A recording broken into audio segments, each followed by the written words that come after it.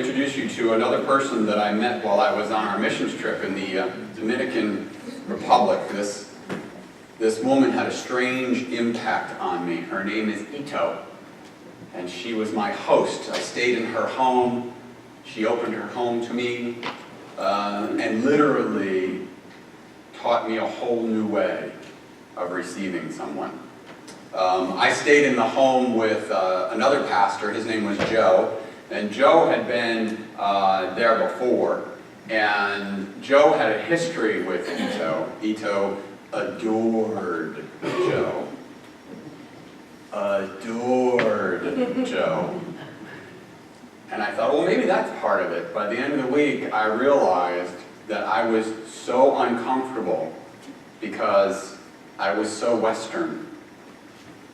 I expected that as the pastor to come in, and as the missionary to come in and to be doing all of the work. I expected that I would be serving always. And I am the type of person who does not like to be served.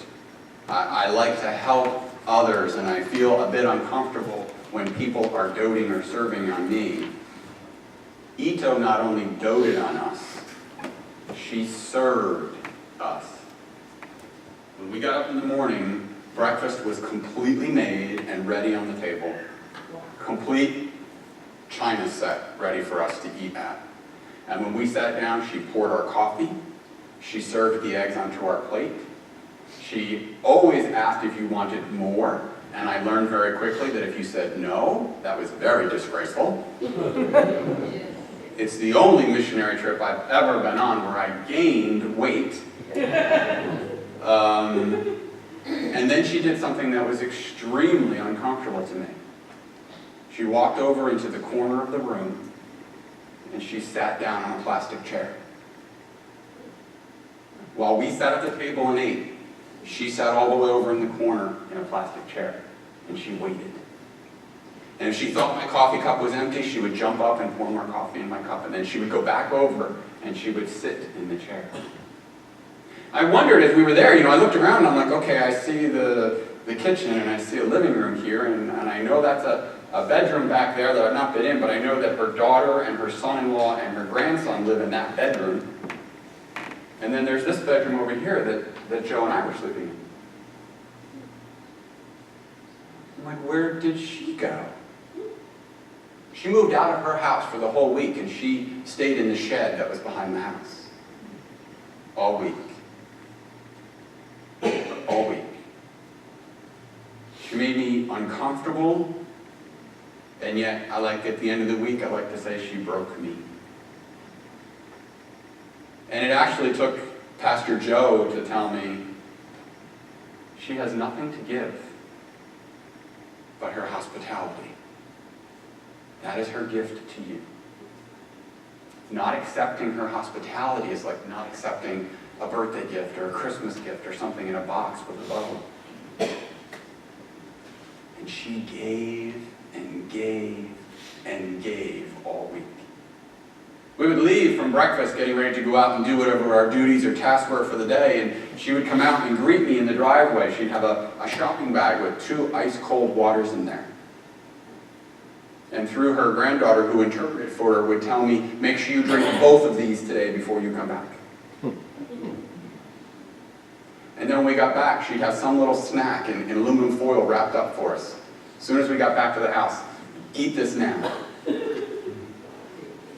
Yeah, exactly.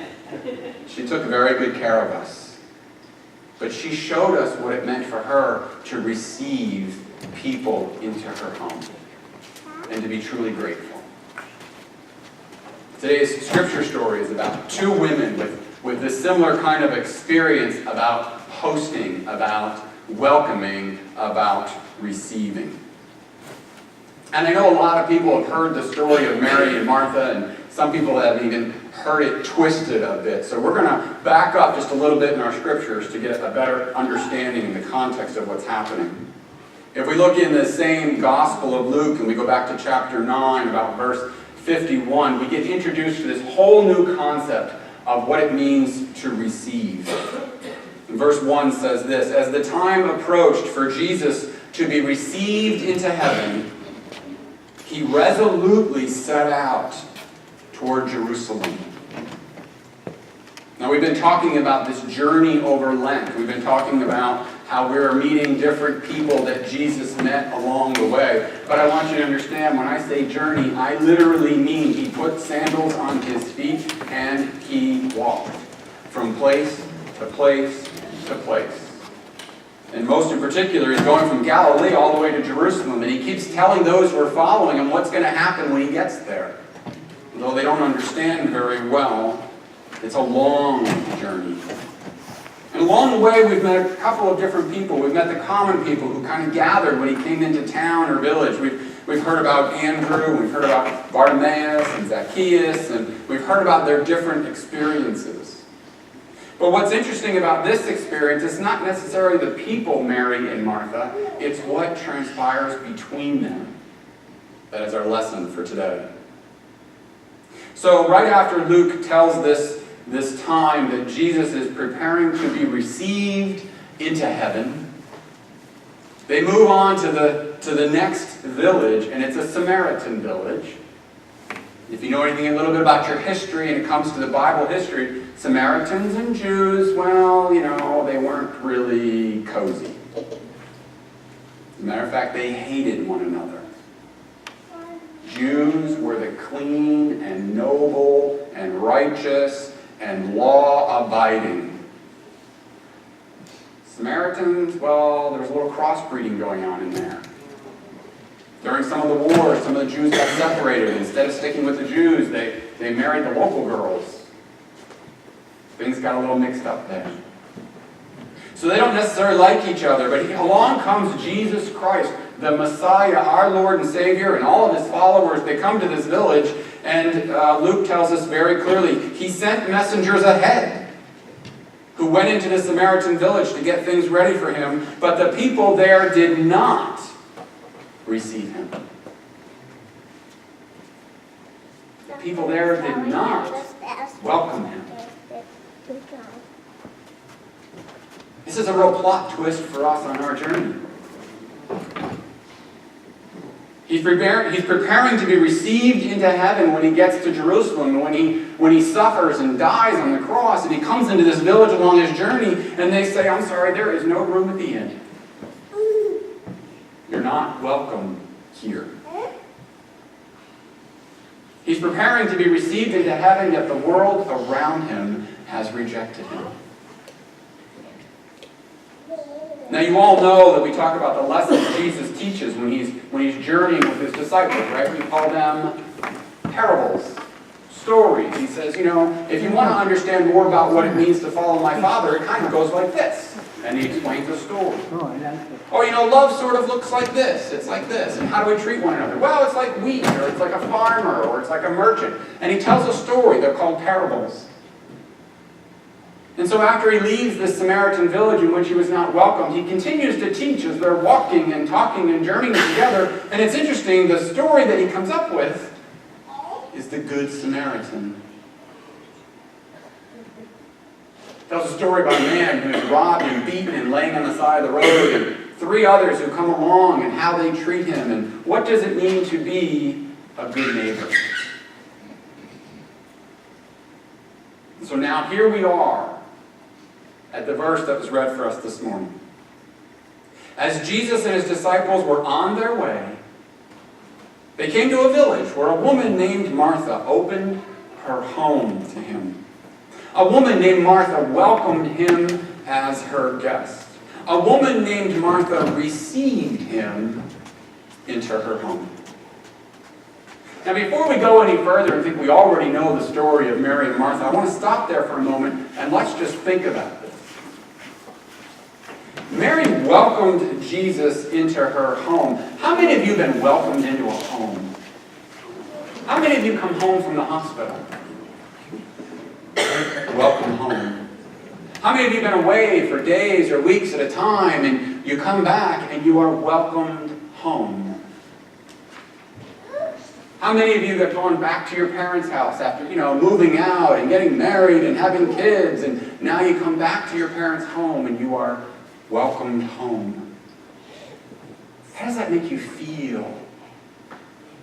To pull in the driveway or walk up the sidewalk or even to get off the plane and see your family there welcoming you home. I know I felt like that Tuesday, Wednesday, Thursday, and Friday of my trip. When I came home, Ito was there to welcome us home.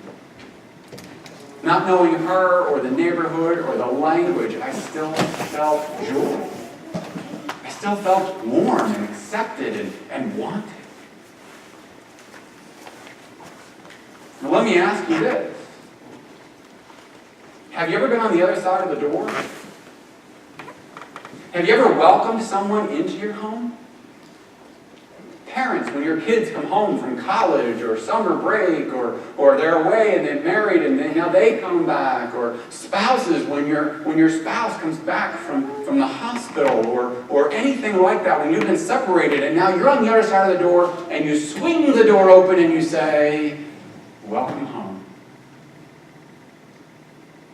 I know now that all three of my children are pretty much out of the house on some type of part-time basis. When my daughter comes home Friday night at midnight, we still swing open the door and say, welcome home.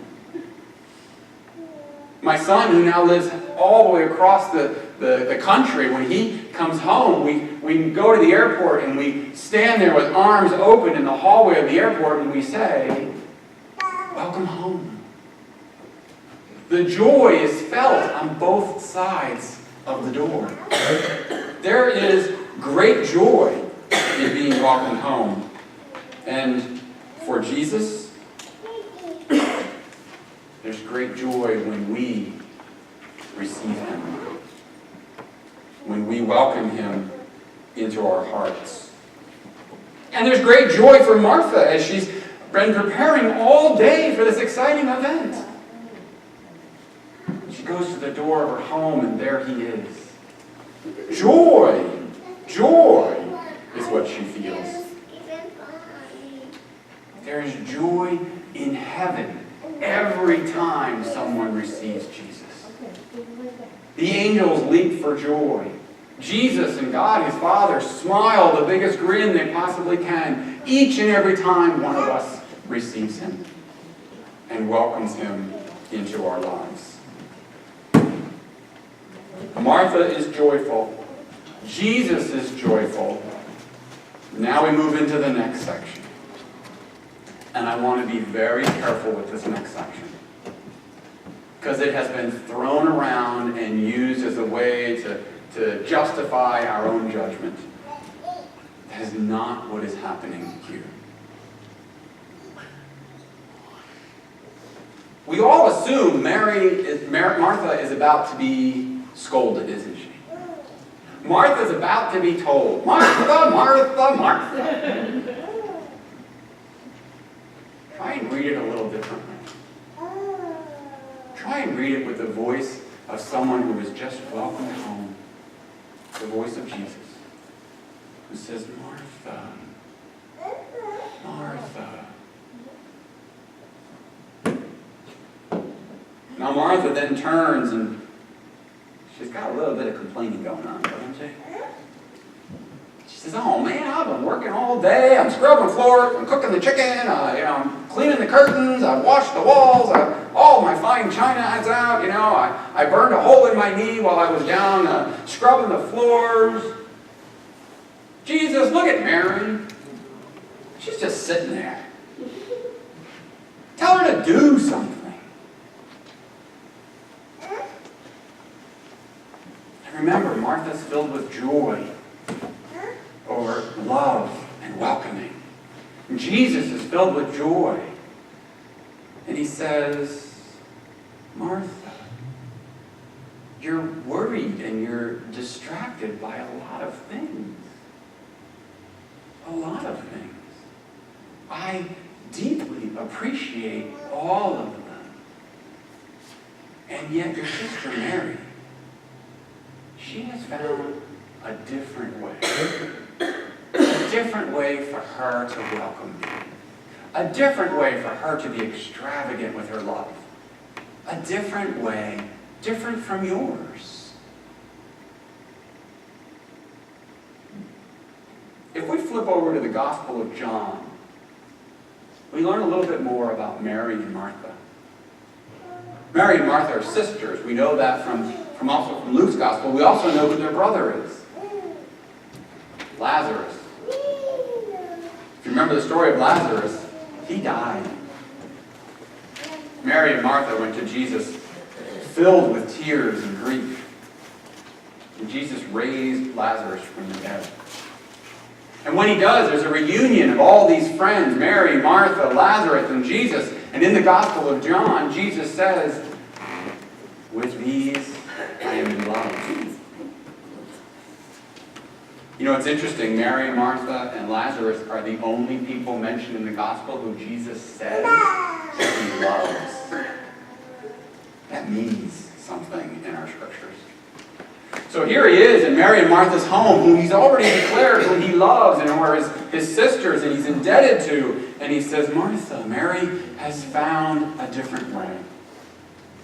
A different way for her to be extravagant with her love and her joy. We get that way, don't we? Think back to that first love you had. The cards, the flowers, the lollipops. Today it's texting. We talk for hours about absolutely nothing. I just need to hear your voice. We're so in love. First couple years of marriage, come on, you know this. We buy gifts at birthdays, Fridays, Saturdays, Monday, it's a gift for Monday, Valentine's Day, Christmas, any anniversary you can think of, we're swapping gifts back and forth. And then after the years go by, things for us, material things for us, we associate that with extravagant love. And what Jesus says is, Martha, look at this. Things have gotten in your way. I'm so overjoyed to welcome you into your home, but things have started to distract you and pull you away from me. Look at Mary. She's figured out a way to do this in a different way, which is fully acceptable, and I thoroughly rejoice in receiving from her. But perhaps some things have gotten in your way. Things certainly get in the way for us today, don't they? I hear people say, oh, I couldn't come to church on Sunday, I didn't have good clothes to wear. I couldn't ask somebody for a ride, I'd be too embarrassed. Oh, I had a birthday party to go to. Oh, we had soccer practice. I couldn't possibly give to the missions. I only have 2 cars. Things in our lives start taking over. And we no longer control them. They control us. Pretty soon we spend a lot of time trying to take care of our things, don't we? We clean our houses how often? Wash our cars. We're running back and forth to the dry cleaners and the laundromat. We're spending a lot of time taking care of things, and pretty soon what happens is what happened to Martha. Our things take control, and we no longer have time for Jesus. I couldn't possibly read Scripture every day. Do you know how many emails I get? It takes me hours to read all my emails and respond to all of you. I don't have time to read Scripture. And pretty soon the things get in the way, and Jesus says to Martha, Martha, Martha, the things are getting in your way. I greatly appreciate this big spread and this beautiful cushion to sit on, and your home is beautiful and clean. But Martha, there really is only one thing I need. One thing that I need. And I would imagine Martha right now is reading between the lines and she says, oh, receiving Jesus is not all about me. Opening my door and welcoming my children home and saying, hey, welcome home, is not all about me and my feeling. Jesus says, if you want to receive me, then you need to do what I need. And Mary is doing that.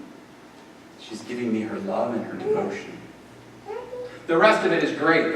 The wonderful dinner and the clean house and the soft cushion to sit on. Those are awesome. Thank you, Martha. But don't let these things get in the way. Because there's only one thing that Jesus asks for when we receive him. And that's our love and our devotion. You know, I was running yesterday and I was listening to a Christian radio station, and often they come out with these little pithy sayings, and they're kind of like those sayings you see on the sign out in front of churches as you're driving around, you know. I won't get on my soapbox about that, but I don't really stick to those things, right? And so they say them on this radio station, and you know, I'm like, okay, that's cute, whatever. But it was interesting while I was running, and you know, when you're running with 7,000 people, a lot of them are there for themselves. They've trained hard. There's a reason why some of those guys aren't wearing their shirts. It was 48 degrees. You're cold.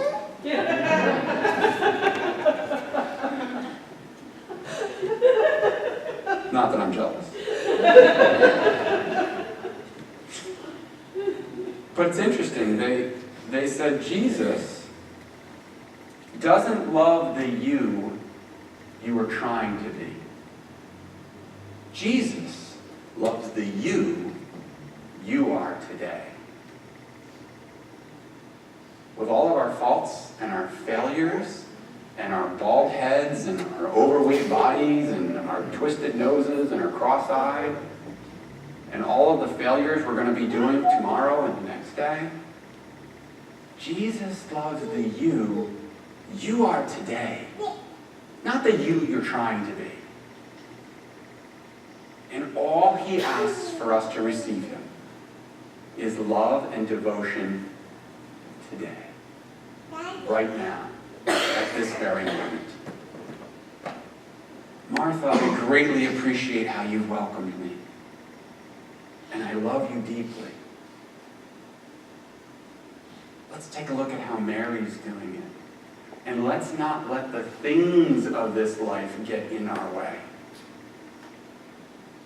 So that when you do say you have welcomed me and received me, you've done it with just the one thing I require.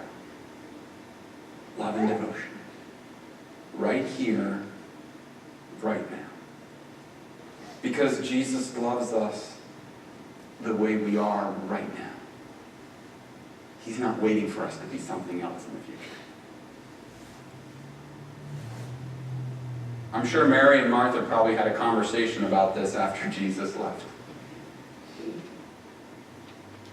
Because they had both been cooking and cleaning and preparing all day for Jesus and his followers to get there. They had been getting ready. They had been doing the work. And now they were able to identify what truly was important. Was simply to be in his presence and to receive him. When things get between us and God, it ruins our experience. It breaks down our relationship. And we become victims of all of these things that are controlling our lives. If you want to be devoted to Jesus, if you want to spend time with Jesus, then the same thing that held true all the way back in Bethany and Mary and Martha's home holds true today and here in Summers Point. Jesus is saying that all you have to do, the one thing that's truly important, do you know Jesus? And if you do, then receive him with love and devotion. Let tomorrow worry about tomorrow. But for today, grab on to Jesus. Amen.